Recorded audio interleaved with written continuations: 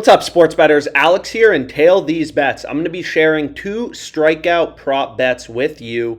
Both bets are on PointsBet Sportsbook. So let's go ahead. Let's get into it. So the first bet I have is Martin Perez over 4.5 strikeouts. And then I also have Snell over 5.5. So again, you can use the free, there's a link in the description. It's 100% free. The OddsJam player prop research app to look into historical trends for both of these bets. So for example, for Perez over 4.5 strikeouts, we can pull this up and we can see, hey, this has cashed 12 out of 17 times this season.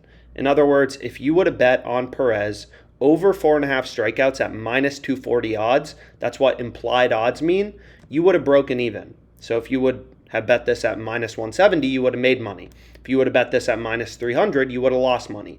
So this is the first bet I'm rolling with. It looks good to historicals, and it also looks good to real-time market data, right? Real-time market data encompasses all information available in the sports betting market.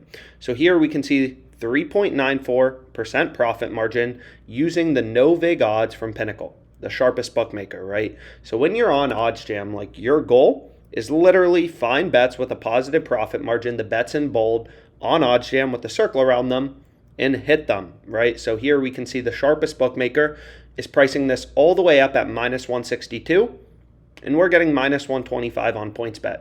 So I went ahead, as you can see right here, and I locked it in. They limited me to $50, and then on the Snell bet, they limited me to $41.67. So for Blake Snell, it's very similar. We can take a look at the historicals, which a lot of people like to do, and again, every game is different. So you need to be looking at real-time odds, but we can see, hey, Snell, throughout the season, he's pitched 10 games. He's had over 5.5 strikeouts in 5 out of 10 games. So if you were betting at plus 100, you would have broken even, right? You can look at last 5, whatever. You can look at home, away, all sorts of things. So this is a pretty useful tool as well. So we can see Snell over 5.5 strikeouts. We're getting plus 120, right? On PointsBet, 3.91% profit margin. FanDuel giving you plus 114 overall. Most sports books, kind of in the plus 100 to plus 110 range, and we're able to pick up plus 120 on PointsBet. So it seems like pretty good value, right? Pinnacle, the sharpest bookmaker, they're all the way down at minus 101. So I locked in both bets, right? Both of them for relatively small stakes, but your goal as a sports bettor is really place as many profitable, positive EV bets as you can on a daily basis. Some sports books may limit your wager sizes, as you can see right here. We only got 41.67 on Snell over 4.5 strikeouts, but hey, it's a bet with value, a bet we want to be on. And my goal, right, as a sports bettor is really go through OddsJam and place as many profitable, positive EV bets as I can on a daily basis across different sports books.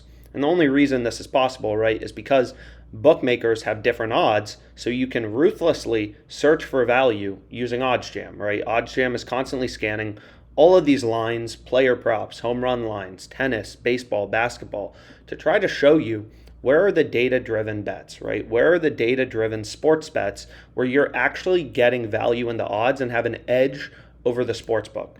So like Blue Jays over 5.5, you can get plus 100 on Caesars. DraftKings has this favored. Pinnacle, the sharpest bookmaker, has this favored. And then two sports books are pricing it the exact same odds for the over and the under. So just looking at the betting market, it becomes pretty clear, hey, Blue Jays over 5.5, team total seems like it has a bit of value, right? So as a sports bettor, you always want to be looking for value. We've given this example a bunch of times, but if you went 50 and 50 with your bets, betting at plus 105 odds with a $250 unit, you would be up $625 in profit.